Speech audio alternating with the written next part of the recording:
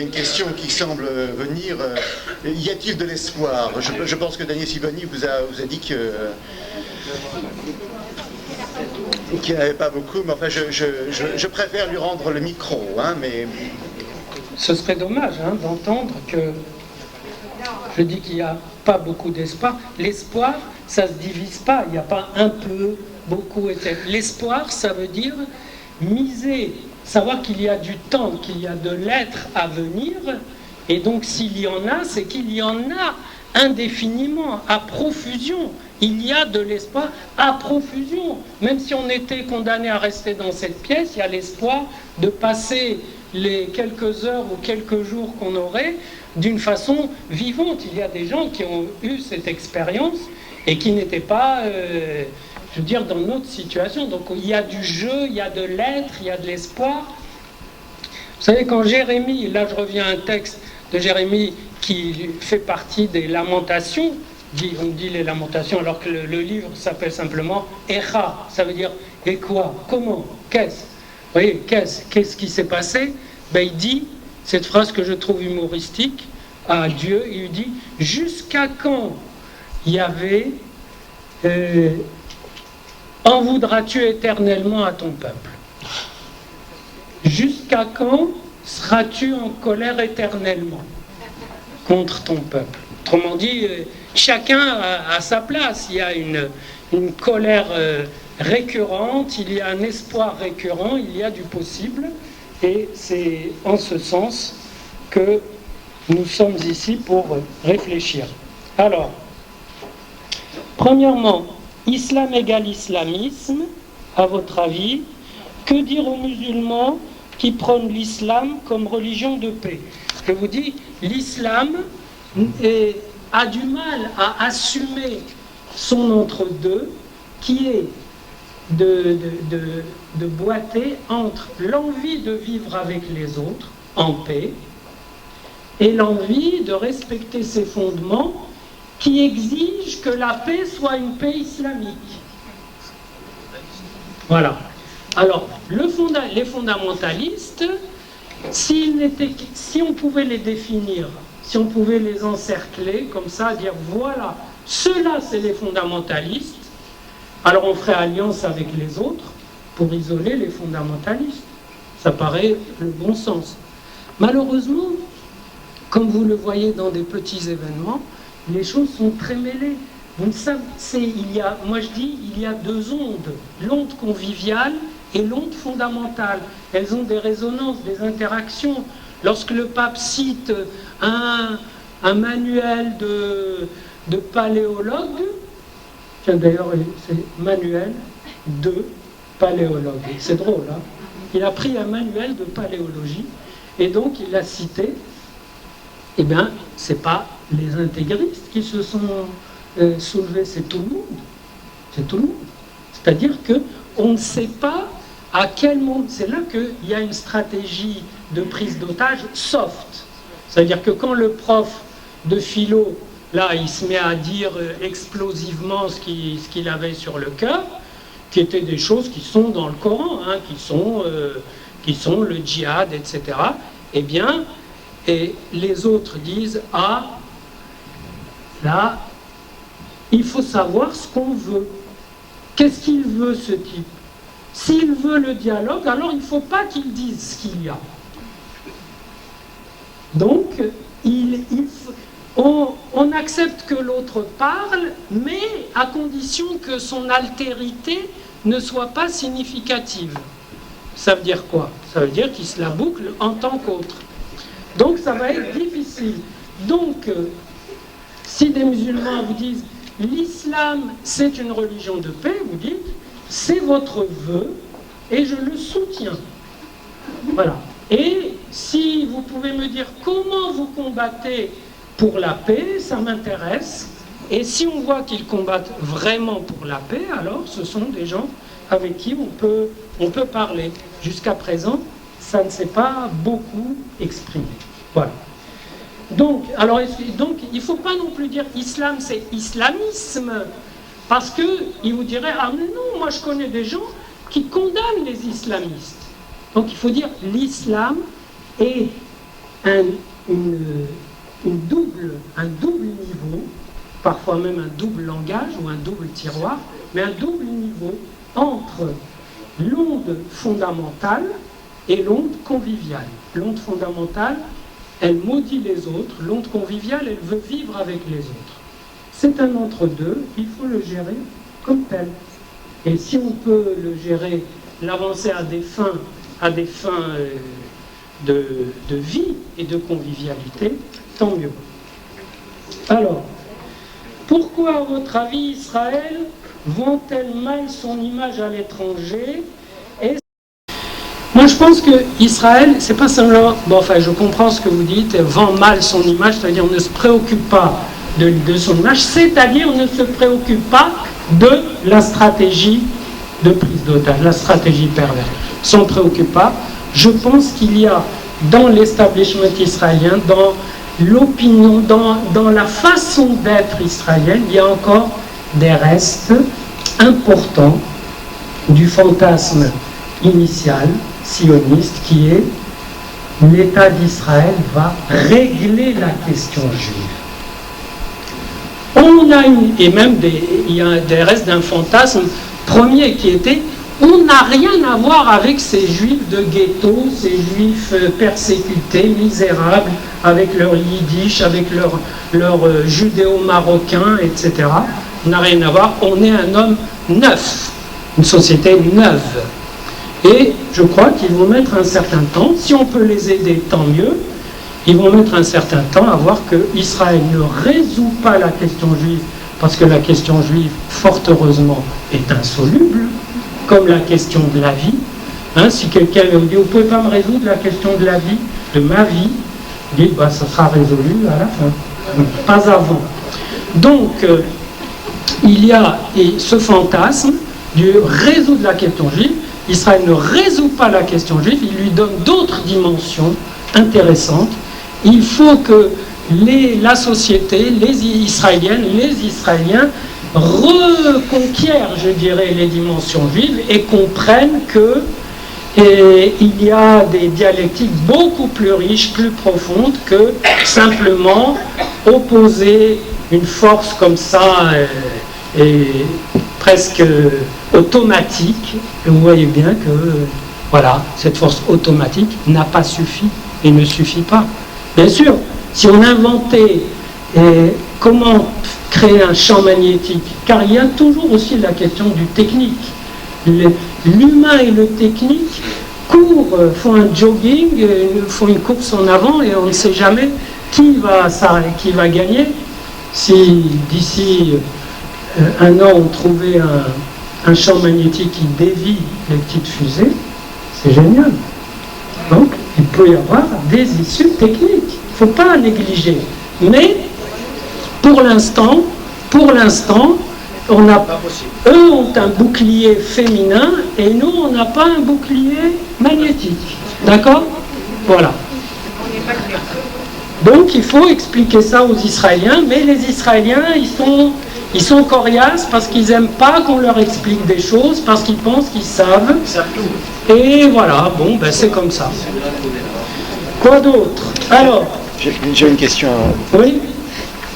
Oui, je voulais vous poser une question. On a beaucoup parlé, parce que ça nous concerne tous, de l'antisémitisme islamique, mais il y a quand même des évolutions positives que nous avons pu constater par rapport à la dernière centaine d'années du côté des chrétiens, du catholicisme et Vatican II, et du rapprochement très, très réel que nous percevons tous du catholicisme et de la chrétienté en général vis-à-vis du judaïsme, et en quelque sorte de la redécouverte du judaïsme et des sources du judaïsme chez les chrétiens. Qu'en pensez-vous?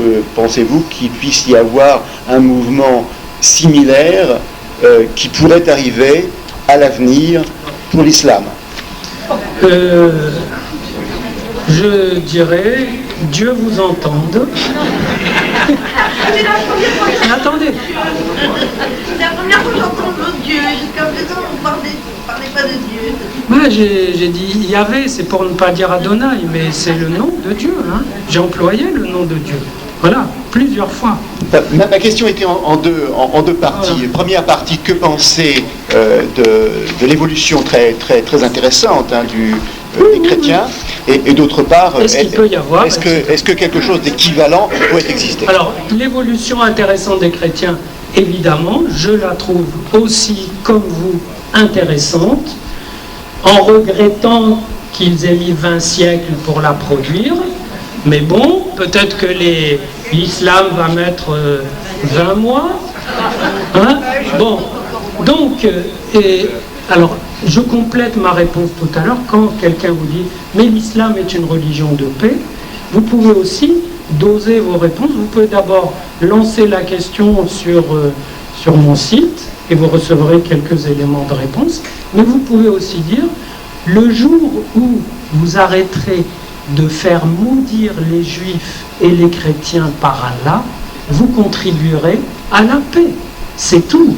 Moi, j'ai dit à des conférences, devant un public musulman, j'ai dit, je comprends l'impasse dans laquelle vous êtes, moi je vous suggère de faire un acte qui est de réunir, non pas des responsables représentatifs, mais assez représentatifs de l'islam. Donc vous voyez que l'idée de Vatican II n'est pas loin de mon esprit pour l'islam. Je dis, réunissez des gens représentatifs et décidez soit que les malédictions envers les juifs et les chrétiens qui sont dans le Coran sont obsolètes à partir d'aujourd'hui, ou mieux encore, parce qu'ils n'auront jamais la force de le faire, ou mieux encore, décider d'une petite prière de 1 minute mensuelle dans les mosquées, où les fidèles demanderaient à Allah d'arrêter sa malédiction envers les juifs et les chrétiens. C'est mieux, non?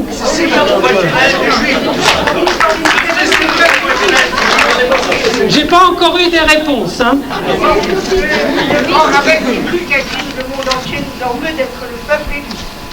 Alors justement, moi vous pensez bien, je ne le formulerai pas comme ça. Pourquoi? Parce que pour moi, peuple élu, il faut vous dire que je ne suis pas vraiment le juif religieux représentatif, vous l'avez compris. Mais j'aime cette tradition, je ne sais pas si Abraham a existé, mais j'aime l'histoire d'Abraham et je la transmets. Donc, pour moi, peuple élu, ça veut dire c'est le peuple qui a élu ce Dieu-là, qui a élu l'être comme divin, et qui a reçu par contre-coup des marques qui sont riches symboliquement et qui se transmettent. De même, la terre promise, c'est pas un bureau céleste qui a envoyé un papier pour dire qu'elle est promise, c'est que ce peuple s'est senti promis à être dans une terre qui serait en résonance avec sa transmission symbolique. Ça veut dire, il est promis. C'est un symbole de lieu d'être. C'est pas comme ça que le mot élu est compris par les autres. Car j'ai eu l'occasion une fois d'entendre un grand ami de la famille qui n'était pas juif et qui m'a dit « Mais Aldo, je ne suis pas élu. Qu'est-ce que j'ai pour ne pas être élu ?» Il n'était pas juif. Donc il se posait la question sur le mot élu. Nous les juifs, nous étions les élus. Et lui, gentil comme tout, dit « Je ne suis pas élu, moi. Qu'est-ce que j'ai? Quel est mon problème ?» Et c'était un juif ou un non-juif? Non, mais écoutez, il faudrait faire une séance beaucoup plus psychologique sur le rapport aux uns et aux autres à travers ces questions concrètes. Car, monsieur, élu, je vous signale, n'est pas un mot de la tradition juive. Ce qui est écrit dans la tradition, c'est un peuple distingué ou choisi. Ça veut dire que ce peuple a été choisi pour porter cette histoire. Cette histoire-là et ce choix ont eu lieu avant. Donc, vous pouvez lui dire, il y a l'histoire d'un choix qui a eu son histoire, et il y a le choix de votre histoire. C'est-à-dire que quand il dit « Qu'est-ce que j'ai moi pour ne pas être élu ?», il exprime gentiment le discours narcissique de tout un chacun qui est « Pourquoi l'histoire ne commencerait pas avec moi ?» Vous savez, on a fait un sondage aux alentours de l'an 2000 auprès de jeunes en leur disant « Quel est d'après vous l'événement le plus marquant ?» Vous vous souvenez, à l'approche de l'an 2000, il y avait une espèce de fièvre bizarre. Et beaucoup de jeunes ont répondu « Ma naissance ». Leur naissance, ben oui, c'était l'événement le plus marquant, mais en même temps, c'est un niveau infantile, gentil, sympathique et limité. Donc vous pouvez dire à votre monsieur, est-ce que ce qui te gêne, c'est qu'il y a des parties de notre histoire qui t'échappent? Alors sache une chose, c'est de respecter la règle. Et donc je ne répondrai... Voilà, il a dit, est-ce que ça ne signifie pas simplement que le peuple juif est porteur d'une lumière et qu'au fil des générations, les forces de l'obscurité, les forces de ténèbres combattent le peuple juif et que celui-ci demeure finalement et transmet cette lumière. Moi je pense que cette formule est pour nous, pour moi en tout cas, trop générale aujourd'hui, parce que ce qu'a apporté de palpable, de montrable le peuple juif, les autres ont tenté, et parfois ont réussi, à se l'approprier. Donc le problème plus profond, c'est celui du partage. Ça veut dire que finalement, ce dont souffre pour moi l'islam, c'est pas que lui c'est les ténèbres et moi la lumière, c'est qu'il a pris ces lumières dans le bouquin et la tradition qu'on a apportée, et il ne supporte pas le partage, il ne supporte pas que moi je continue à exister comme juif et comme peuple juif, parce qu'il me dit, avec la formule que moi j'ai donnée à ça, tu devrais être musulman, comme Abraham, comme Moïse, comme Jésus, etc. Et moi je dis non. Donc je dis que la question difficile, c'est pas qu'ils n'arrivent pas à comprendre les lumières qu'on apporte, c'est qu'ils sont prêts à brandir toutes les lumières possibles à condition d'être les seuls à les brandir, c'est-à-dire de refuser le partage. Et donc, or l'identité juive est comme telle partagée, pour simplifier les choses. Donc, la difficulté est là. Et je crois que c'est plus conforme à une certaine réalité, parce que si vous êtes avec un docteur en droit, chrétien, musulman, bouddhiste ou rien de tout ça, vous n'allez pas lui dire, ben, nous on apporte la lumière, il dit c'est quoi votre lumière? Ben, tu ne tueras point, ben, vous savez, d'ailleurs c'est dans le code civil, hein, vous savez, dans le code pénal, pardon. Donc il y a beaucoup des apports du peuple juif.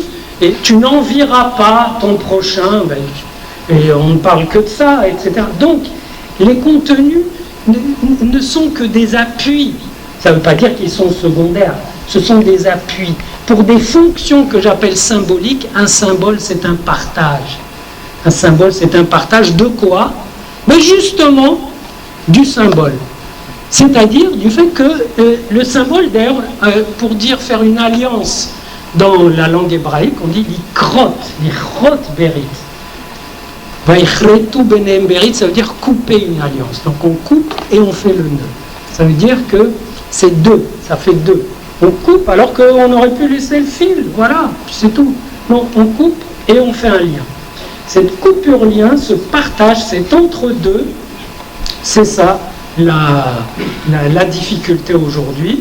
Et on bute toujours sur, donc, des identités qui ont du mal à encaisser ce partage, à le supporter vis-à-vis du peuple juif et en elle-même, à se supporter comme partagé. Je profite d'une petite interruption pour poser une autre question que j'ai sous les yeux. Tu veux que je lise? L'antisémitisme n'est-il pas une question qui se limite au monde monothéiste, qui représente maintenant qu'une partie minoritaire de l'humanité, dans le cas d'une réponse positive et dans une vision plus mondiale, cette singularité serait plus admise, donc optimisme. Bon, je pensais avoir fait suffisamment court. Non. Je pense que dans le cadre de ce que j'ai appelé le décollement entre le symbolique et le religieux, je pense que l'antisémitisme, l'énigme antisémite, du moins tel que j'ai tenté de l'analyser, n'est pas spécifiquement religieuse. Elle a pris des formulations religieuses, mais aujourd'hui, il apparaît de plus en plus clairement que les religions fonctionnent comme des supports identitaires. Ça veut dire que c'est plutôt des luttes interidentitaires qui apparaissent, et du coup, des gens qui n'ont jamais baigné dans l'ambiance monothéiste, même à titre d'identité, peuvent très bien être agacés, énervés par cette singularité juive, cette transmission qui est à la fois religieuse mais pas vraiment religieuse, qui transmet du symbolique mais qui échoue à le transmettre, et d'autant que s'ils n'ont pas les vues très larges, ils peuvent, à l'instar de cet article du Monde que je vous ai lu, ils peuvent simplement constater et être victimes de la stratégie prise d'otage.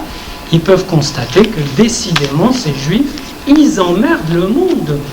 Tout simplement. Et vous avez un pacifisme. Il y a un petit chapitre dans l'énigme antisémite sur pacifisme et banalité du mal, où vous avez des gens qui disent, bon, mais écoutez, d'accord, c'est très bien tout ça, mais on veut la paix. On veut la paix. Et ça tombe bien, il y a une religion qui s'appelle la paix. C'est l'islam. Et si vous vous conduisiez bien avec l'islam, c'est-à-dire si vous étiez moins arrogant, américain, moins sûr de vous, juif, etc., eh bien, eux aussi, ils se calmeraient et on aurait la paix. Et vous pouvez avoir un discours lénifiant comme ça, qui enroberait tout dans, vous savez, et l'envie de tout enrober dans un truc universel, ça existe. Et c'est ça le sens du discours du pape. Le pape, il a dit, finalement, on s'est battu. S'il a cité un titre de Constantinople, ça veut dire qu'il a pris l'exemple de la prise de Constantinople par les musulmans. Voilà, donc il a dit on s'est battu, les croisades, Constantinople, tout ça. Maintenant, il faut qu'on trouve quelque chose de commun. Qu'est-ce qu'il a trouvé, lui? Le logos. Le logos, c'est, en tant qu'entité hellénique, c'est la raison, c'est la loi qui ordonne le chaos.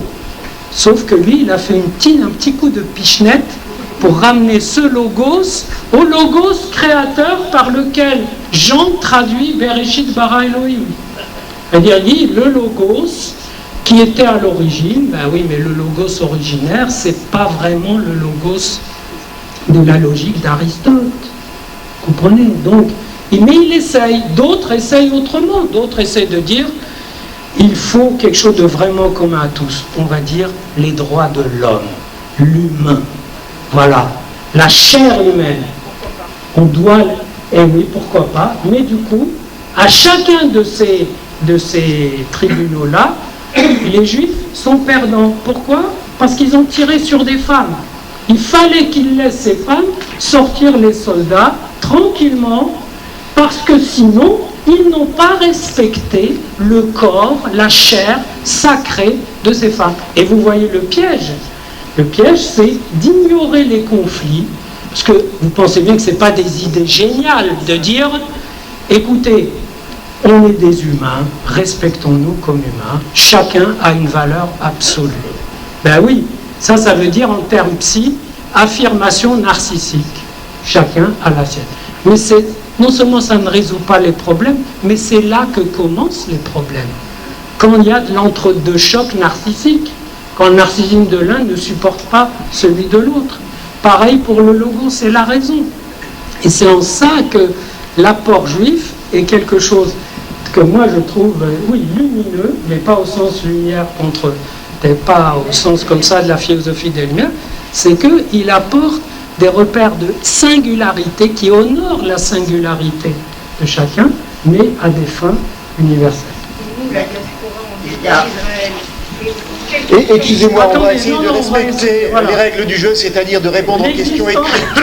L'existence d'Israël se situe dans l'immédiat. Convaincre nos ennemis du bien fondé de notre pensée prendra du temps. Comment concilier ces deux mesures du temps?